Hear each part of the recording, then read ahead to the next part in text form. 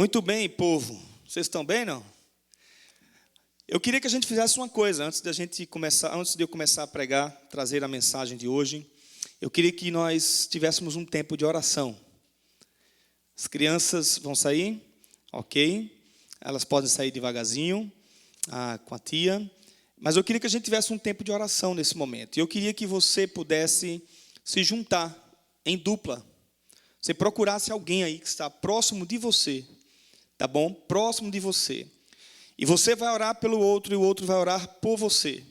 E nesse momento, então, você vai dizer: Deus, fala ao coração dele, fala ao coração, usa o pastor, usa a tua palavra, fala ao coração de cada um. Então, ore agora ao Senhor, dizendo: Senhor, Espírito Santo de Deus, fala conosco, quebra a nossa vida, mexe com nossa vida.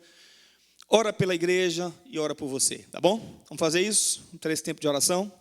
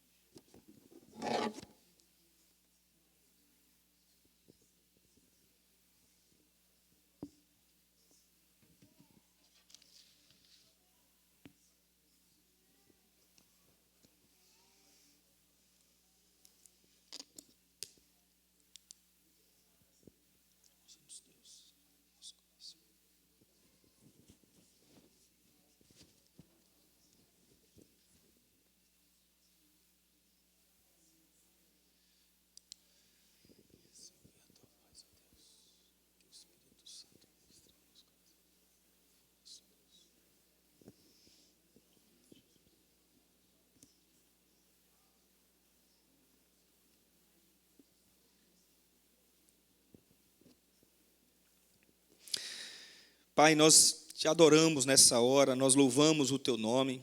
E nesse momento, ó Deus, juntos como família, como povo teu, nós rogamos ao Senhor nesse momento que o Senhor fale ao coração de cada um de nós.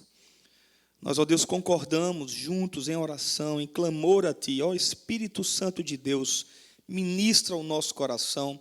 Não deixa, Pai, que a gente saia daqui sem ouvir a Tua voz, sem entender o que o Teu Espírito Santo quer dizer para nós.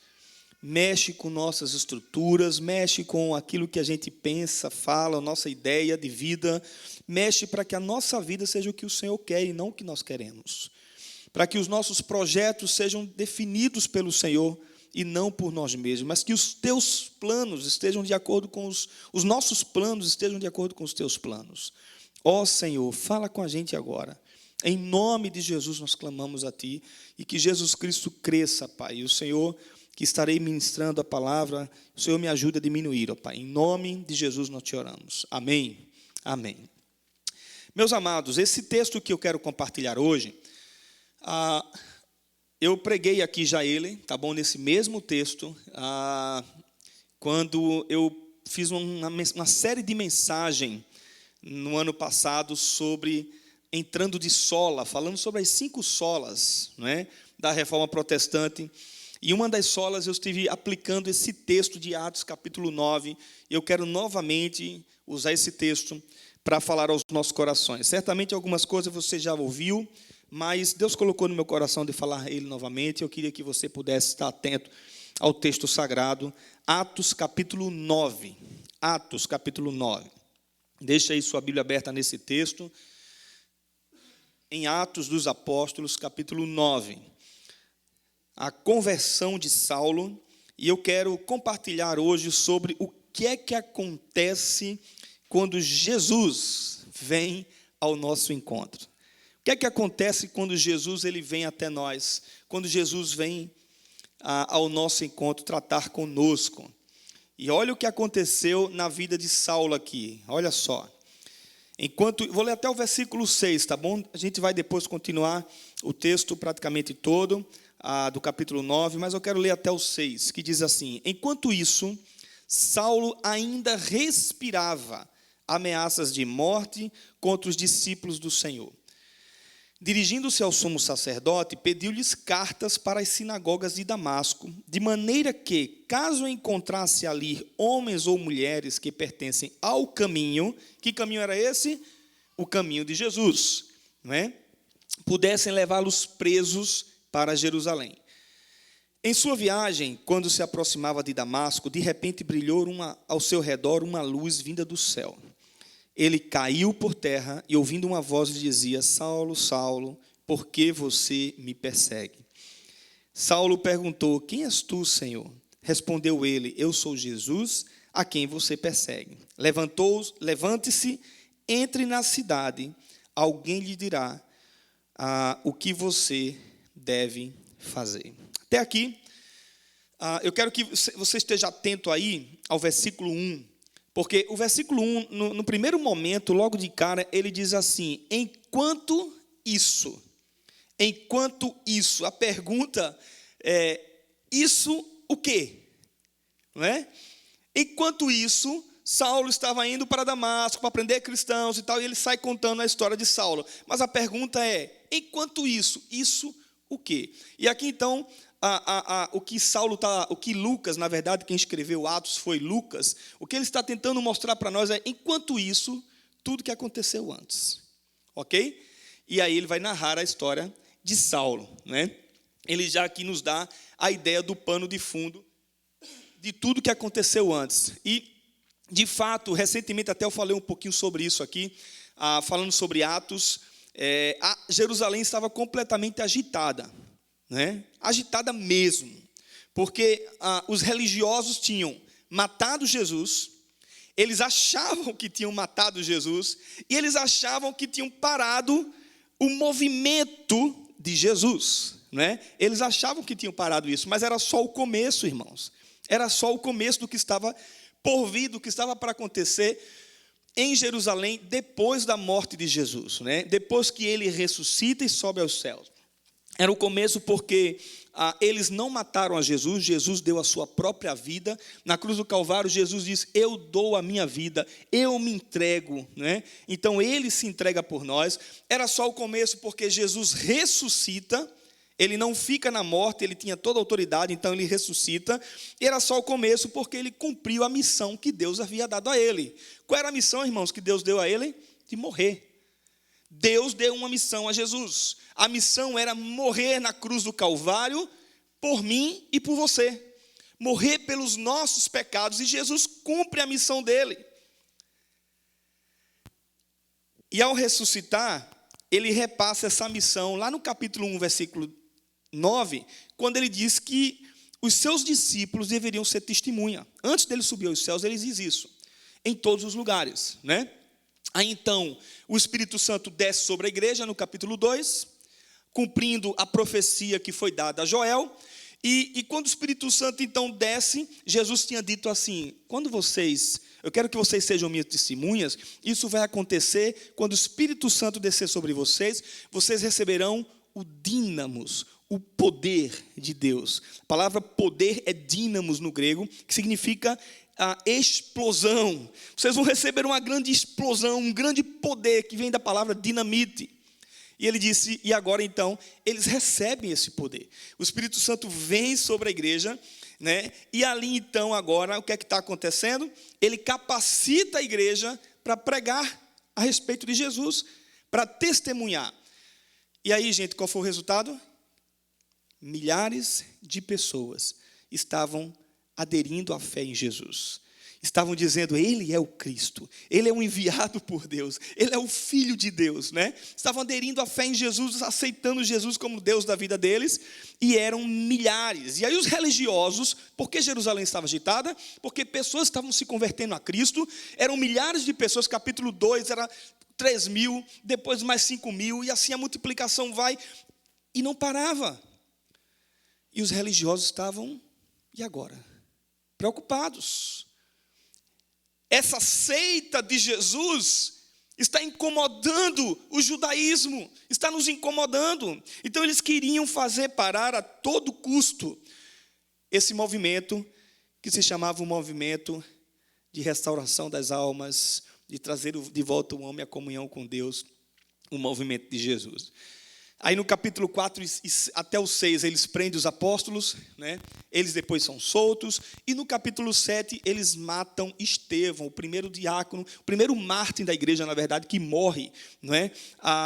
Em nome de Jesus, pregando Jesus, eles matam Estevão, que era um diácono da igreja de Jerusalém. E aí a gente chega ao capítulo 8, é quando Saulo aparece no cenário. Saulo aparece aqui agora no capítulo 8, que até então Saulo não aparecia, né? E no capítulo 8 aparece Saulo, versículo 1 diz que Saulo estava ali, fazendo o quê? Consentindo com a morte de Estevão. Ou seja, Saulo estava ali apoiando, concordando, dizendo mata. Ele, como um fariseu, ele concordava com aquela atitude. Depois o texto vai dizer, ainda no capítulo 8, versículo 1, que uma grande perseguição inicia na igreja, contra a igreja. Muitos foram dispersos, menos os apóstolos, eles permaneceram em Jerusalém. E no versículo 3 aparece Saulo de novo. Olha Saulo aí, capítulo 8, versículo 3. Por sua vez, Saulo devastava a igreja. Saulo perseguia a igreja, indo de casa em casa, arrastava homens e mulheres e os lançavam na prisão. Era isso que Saulo estava fazendo, irmãos. E aí nesse texto fica claro aqui, né? Enquanto isso, agora voltando para o capítulo 9, o texto que nós lemos, tudo isso que estava acontecendo na história. Tudo isso que estava acontecendo naquele momento, uma perseguição ferrenha na igreja, pessoas sendo presas, pessoas sendo mortas por amor a Jesus. Mas aí Saulo não se contentou. Saulo tinha ambições maiores. Ele tinha interesses maiores. E diz então, o capítulo 9, que Saulo tem um propósito de vida, que é acabar com o cristianismo. E aí, meus amados irmãos, é nessa hora que Jesus vem ao encontro de Saulo. É nessa hora que Jesus vai tratar com ele. E aí o que é que acontece com nossas vidas quando Jesus vem ao nosso encontro? Olhando para Saulo, o que é que aconteceu na vida de Saulo quando Jesus veio ao encontro dele?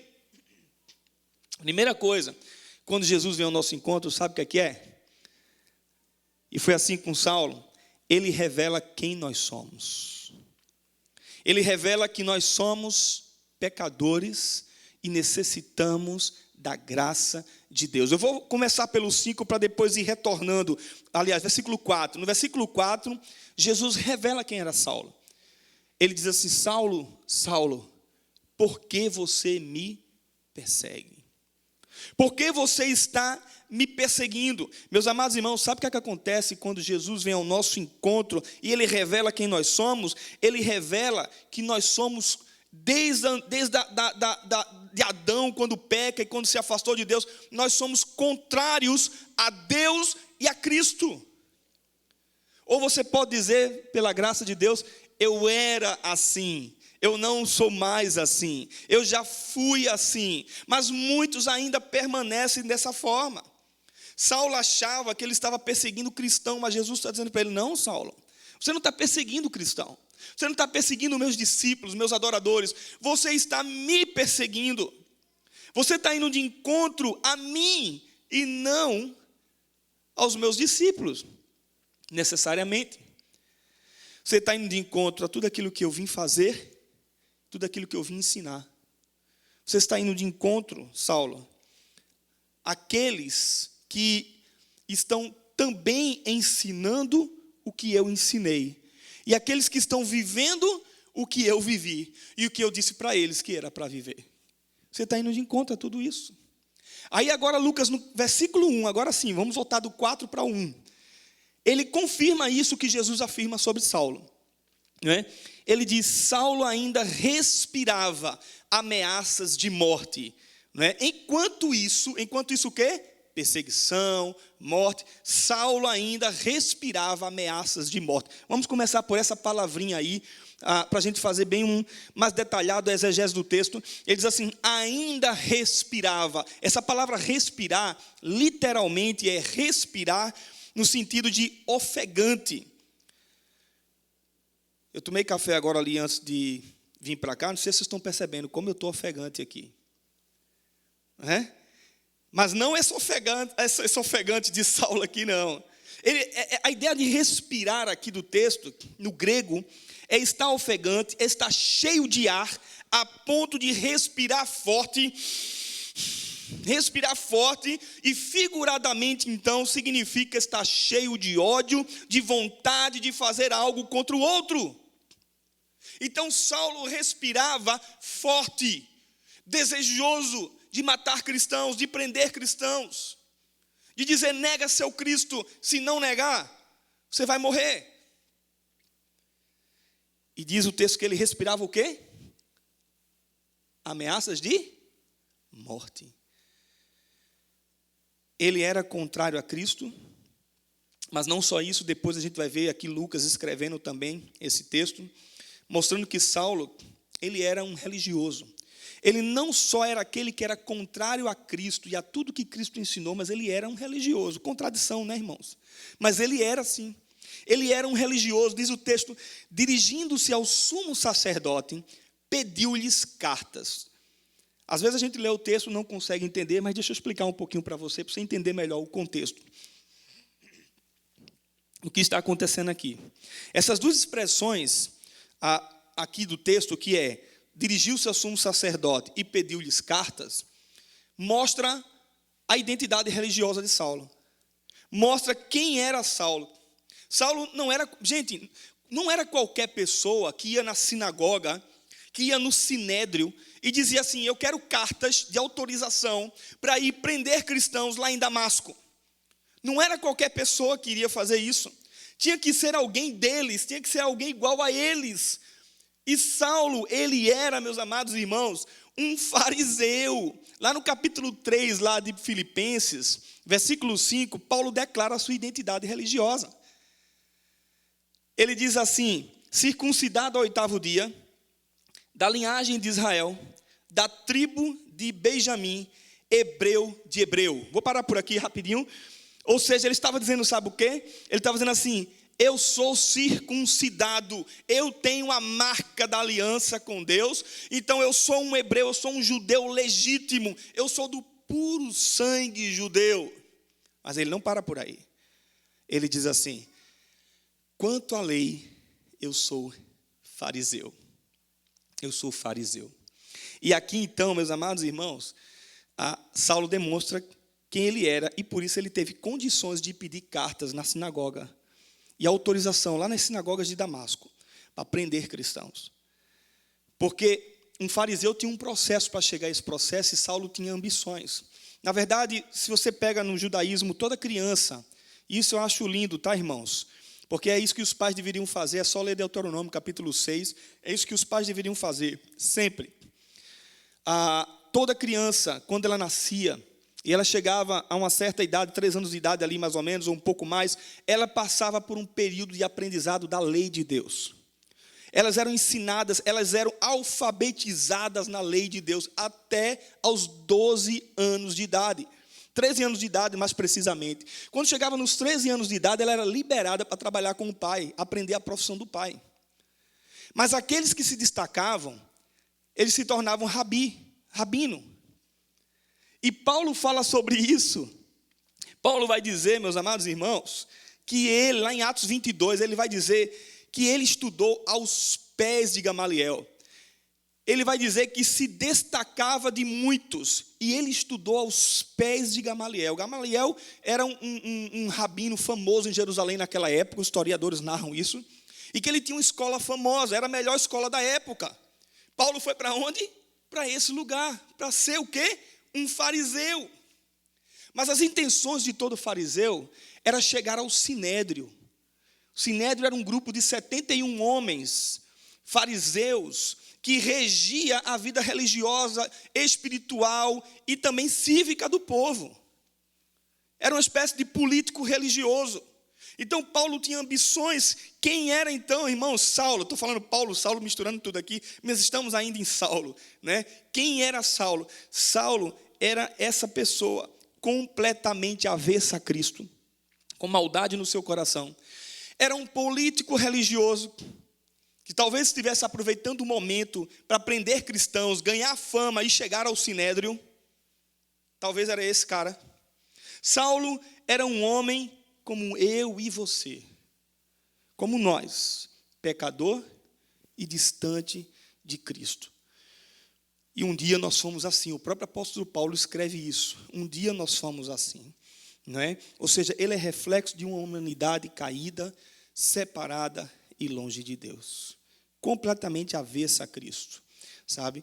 E aí, meus amados irmãos, quando a gente olha para a palavra de Deus, lá o próprio apóstolo Paulo escrevendo aos romanos, olha como ele fala quem é a humanidade de hoje. Olha o que ele diz. Ele diz que o homem sem Cristo não glorifica a Deus. Romanos capítulo 1, de 21 em diante. O homem sem Cristo não dá graças a Deus. O homem sem Cristo torna fútil tudo na vida dele e no seu coração. Eles são insensatos, eles trocaram a verdade pela mentira. Paulo ainda vai dizer, eles trocaram a verdade pela mentira, eles adoraram e servem a coisas e seres criados em lugar do Criador. Aí ele começa a falar ainda mais, detalhar quem são esses homens. Ele diz, as mulheres trocaram suas relações sexuais naturais por outras contrárias à sua natureza. Os homens também abandonaram as relações naturais com as mulheres e se inflamaram de paixão uns pelos outros, homens com homens. Ele diz, o homem desprezou o conhecimento de Deus. Ele diz, eles tornaram-se cheios de injustiça, de maldade, de ganância, de depravação, de inveja, homicídio, rivalidade, engano, malícia. Ele não para, irmãos, a lista. Ele diz, são bisbilhoteiros, caluniadores, inimigos de Deus, se tornaram arrogantes, presunçosos, inventam maneiras de praticar o mal, desobedecem seus pais, são insensatos, desleais, sem amor pela família, implacável. Que lista, hein, irmãos? Essa é a humanidade caída sem Jesus. Ele vai confirmar isso no capítulo 3, depois ele vai dizendo que, versículo 23, todos pecaram e separados estão da glória de Deus. No capítulo 5, ele vai dizer que por um só homem entrou o pecado e a morte passou a todos os homens. Esse é o homem sem Cristo, esse era Saulo, contrário a Jesus e aos seus ensinamentos. E aí, meus amados irmãos, seus discípulos pregavam a palavra e Saulo era contrário a eles. Deixa eu perguntar uma coisa para vocês. Quem aqui viu a polêmica das Olimpíadas? Quem aqui não viu? Aquilo ali é nada mais e nada menos do que os homens completamente aversos de Deus, contrários a Deus. Mas lá no Brasil não está diferente, aqui não está diferente. Em nome de uma política bonita, os valores cristãos e bíblicos vão sendo deixados de lado, em favor de dizer que está amando o pobre, estão pervertendo tudo aquilo que a Escritura Sagrada nos diz. E aí, meus amados irmãos, são supostos até religiosos, como Saulo era, mas são cegos e contrários a Cristo. O que é que aconteceu então? Quando Jesus foi ao encontro de Saulo, ele revelou quem era Saulo. Como um dia ele revelou quem eu sou e quem você é. Segundo lugar, ele revela agora não somente quem é Saulo, ele revela quem ele é, quem Deus é. E ele revela para Saulo que ele queria transformar a vida dele. E aí, meus amados irmãos, perceba o detalhe do texto. O detalhe do texto, versículo 3. Começa dizendo que ele estava em uma viagem. Algumas traduções vão falar assim, a caminho de Damasco. Outras traduções vão dizer, a viagem até Damasco. Ou seja, ele estava num caminho de Damasco, seguindo o seu próprio caminho.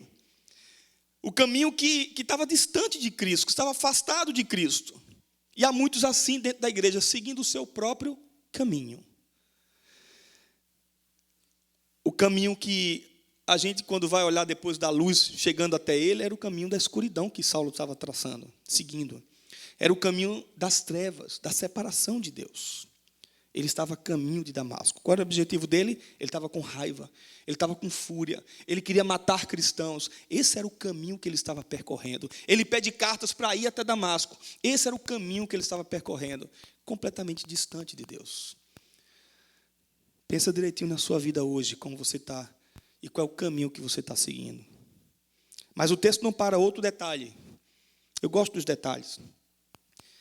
Diz que quando ele se aproximou de Damasco, enquanto ele estava no caminho, na viagem, aproximando-se de Damasco, Damasco ficava mais ou menos a 240 ali, milhas de Jerusalém. E aí diz o texto então que ele estava já chegando em Damasco. Mas aí Jesus não espera ele chegar em Damasco. Você não percebe esses detalhes no texto, não?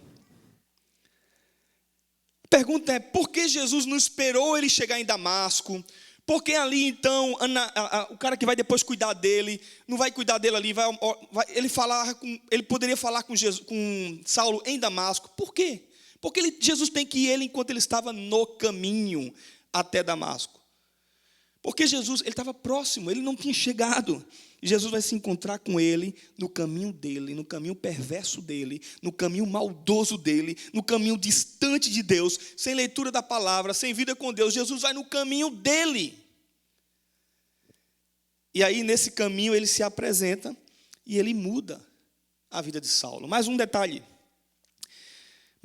ele achava que Damasco era o caminho que ele tinha escolhido para matar cristãos. Mas não foi. Não foi. Damasco foi o caminho que Deus escolheu para ele estar. Deus separou em Damasco um homem chamado Ananias, um homem de Deus, para tratar com a vida de Saulo e para cuidar dele. Está aí no texto, depois você lê. Deus já havia preparado tudo, irmãos. Perceba, nada pega Deus de surpresa, nada é distante de Deus. Ele já tinha os planos traçados para a vida de Saulo. Ele vai ao encontro de Saulo no caminho de Saulo, mas ele já tinha preparado todo o caminho para Saulo seguir a partir dali. Isso é fantástico. Nada acontece por acaso, porque o processo de Deus em se revelar a nós e transformar nossas vidas estão nos planos dele e não nos nossos. Aí sim a gente chega no versículo 3 agora. Diz que de repente brilhou ao seu redor uma luz brilhante, forte, vinda do céu. A ponto de depois a gente vai ver que ele fica cego quando ele vê essa luz, né? De tão forte que ela foi. Uma luz brilhante e forte. Sabe por quê, irmãos? Porque quem estava aparecendo a ele não era nada mais, nada menos que o Rei dos Reis, o Senhor dos Senhores, o Deus Todo-Poderoso. O Deus que se manifesta em grande glória e poder. O Deus que ninguém jamais viu, diz as Escrituras, face a face. Esse é o Deus que aparece, Jesus Cristo aparece a Saulo, para dizer a Saulo, Saulo, você pensa que você está me perseguindo, você pensa que eu estou morto, você está perseguindo os meus cristãos? Não, você está perseguindo a mim, você não está perseguindo os meus discípulos. Eu quero dizer uma coisa para você, eu não estou morto, Saulo, eu estou vivo, eu ressuscitei. E não é você que vem até mim, Saulo. Não é você que vem até os meus discípulos em Damasco. Eu vou até você e vou tratar com a sua vida. Versículo 4, diz o texto que ele cai por terra. Você sabe o que é isso? Cair por terra? Quando ele vê aquela grande luz forte, a glória de Deus se manifestando, não tem como, meus amados irmãos, quando a gente vê Deus tratando com nossas vidas, a não ser cair na presença de Deus, quebrantado, arrependido dos nossos pecados. Todo orgulho de Saulo, toda a prepotência dele, toda a altivez, eu sou o fariseu, eu sou aquele que vou prender cristãos, caiu por terra. Caiu por terra. Mais uma vez, diante do Senhor dos Senhores, do Rei dos Reis, Jesus Cristo. E aí vem a pergunta, por que você me persegue, Saulo? E aí eu acho fantástico que na pergunta, o detalhe do texto é que Jesus chama Saulo pelo nome.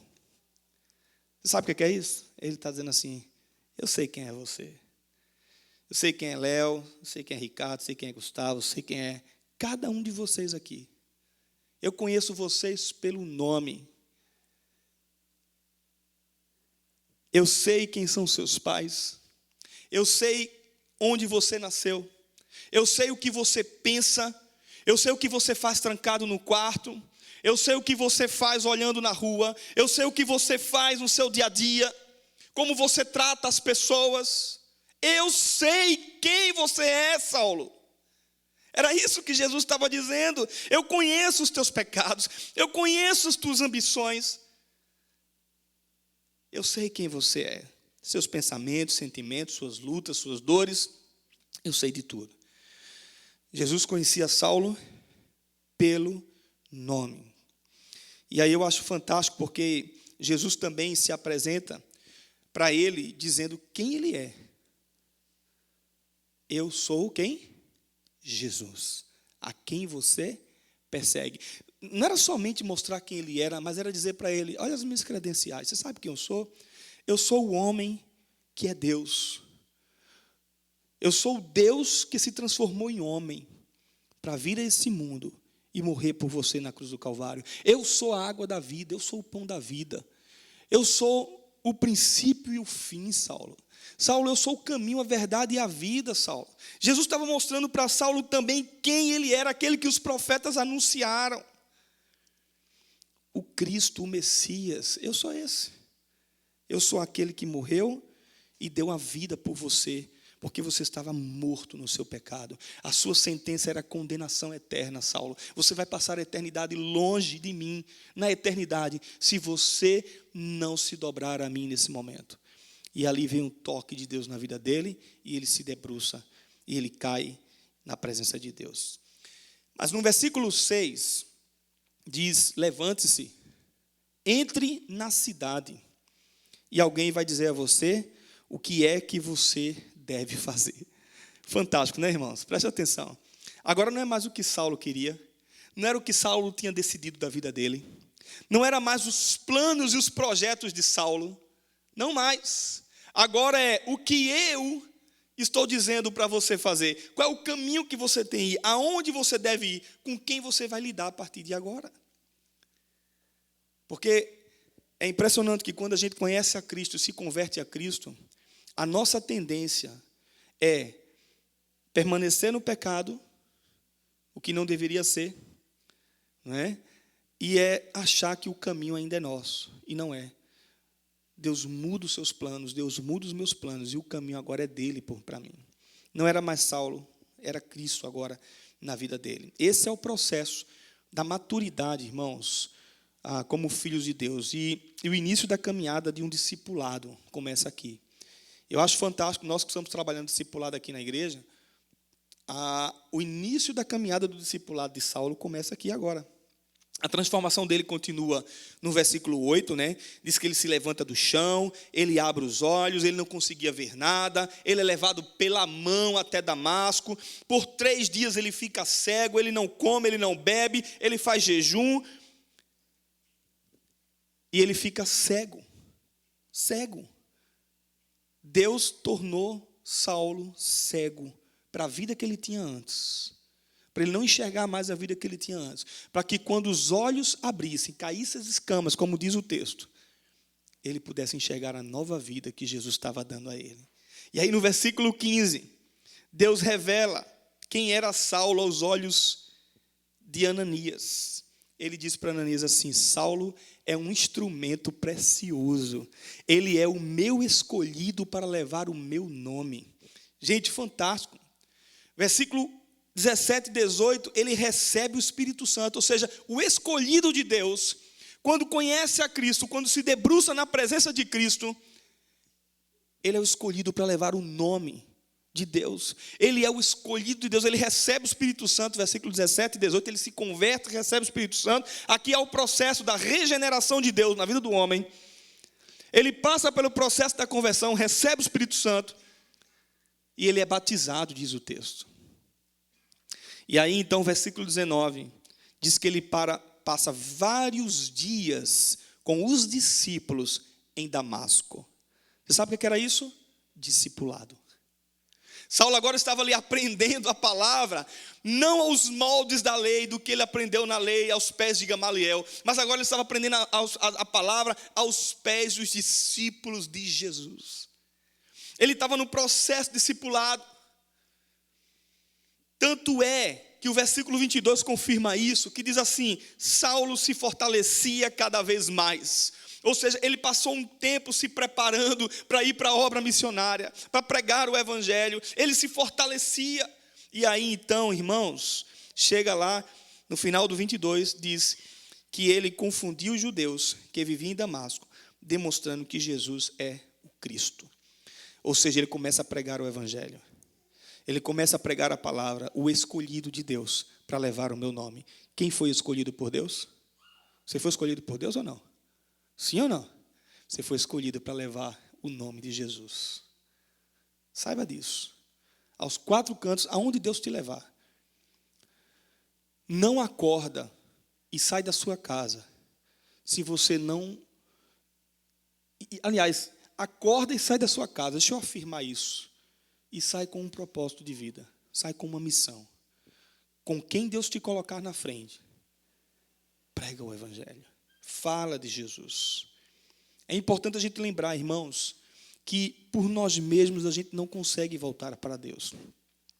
É Deus que vem ao nosso encontro, porque a gente estava morto em nossos delitos e pecados.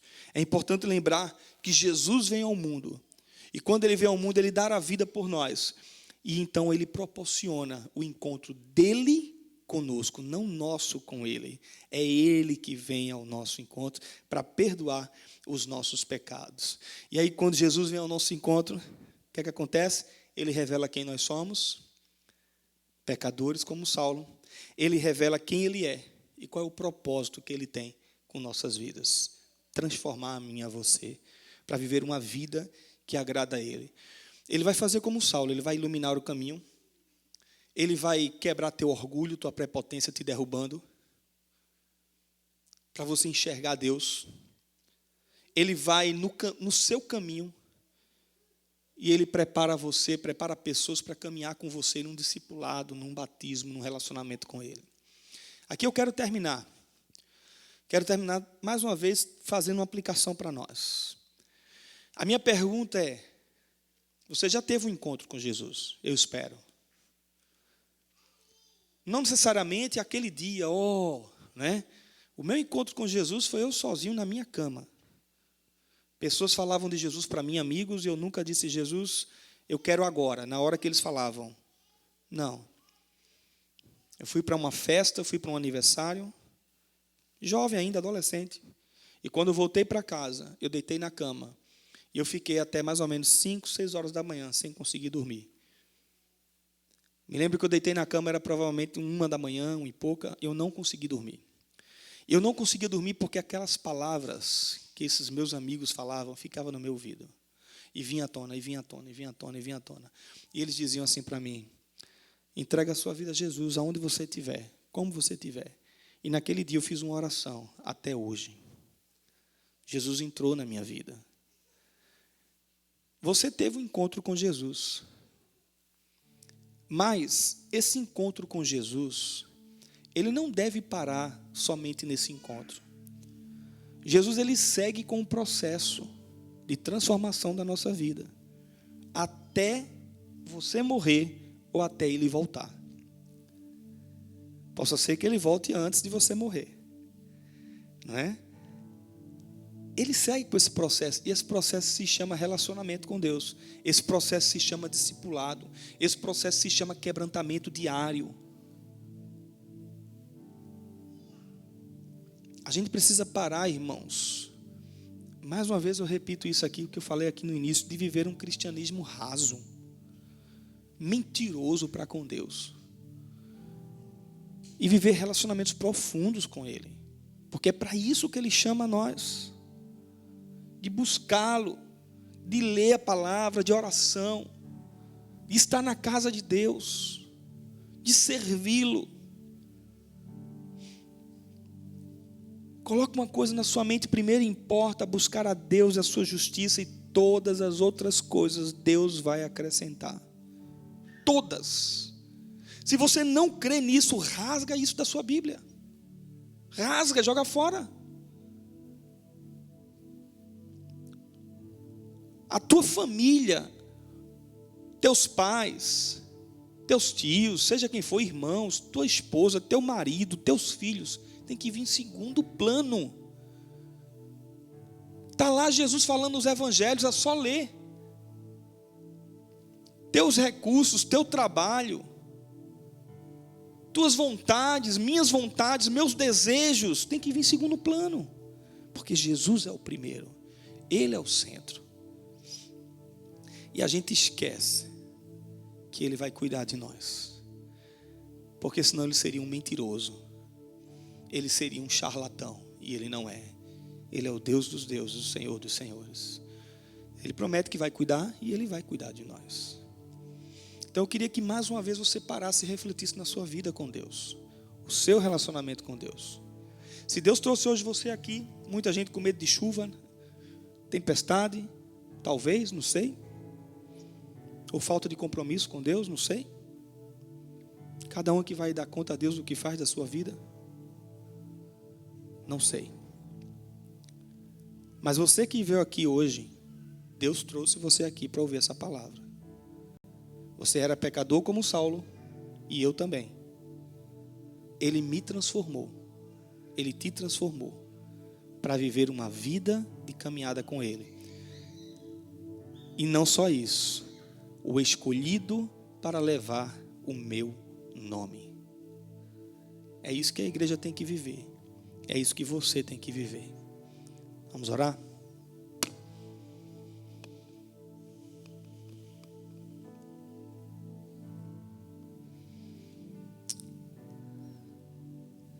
Pai, eu não sei mesmo, Senhor, não sei de verdade, Senhor. Quem vai tomar essa palavra para si e vivê-la?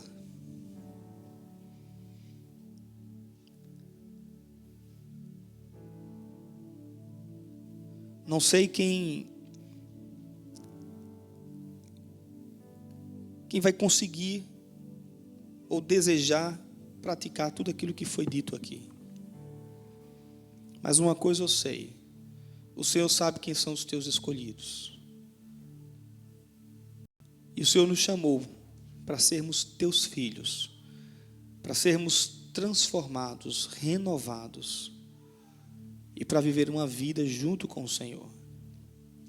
Por isso, ó Deus, em nome de Jesus eu te peço, Senhor, ajuda-nos, Pai, porque as pessoas pecam, sofrem por falta do conhecimento das Sagradas Escrituras.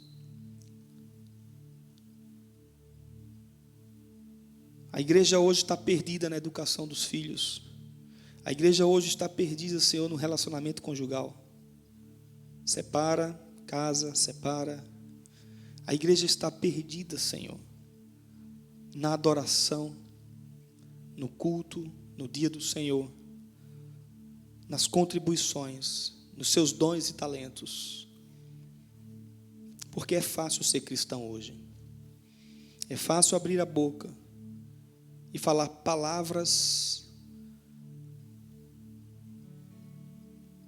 de crentes, palavras de evangélicos, mas não viver isso na prática. Senhor, nos dá um quebrantamento profundo, Senhor. A palavra diz que onde estiverem 2 ou 3 reunidos no nome do Senhor, o Senhor ali está. Começar de mim, Senhor. Dar-nos um quebrantamento, uma mudança, uma transformação, um relacionamento profundo contigo, Senhor. Ajuda-nos, Pai. Perdoa tudo aquilo que nós fazemos que não te agrada. Ajuda-nos em nome de Jesus. Em nome de Jesus. Amém.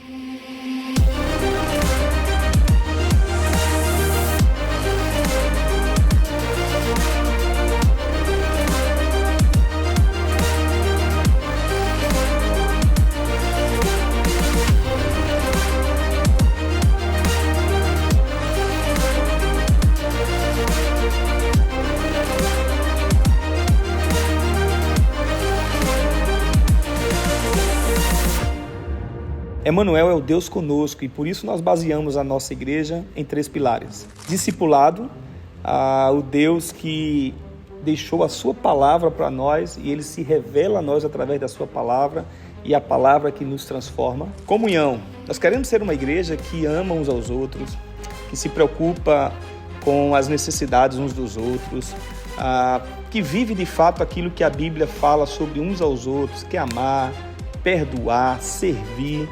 É isso que nós queremos ser, uma igreja que vive comunhão. E missão. Missão é exatamente o entendimento que todos nós temos uma missão aqui nesse mundo, que é proclamar o amor de Deus para todas as pessoas.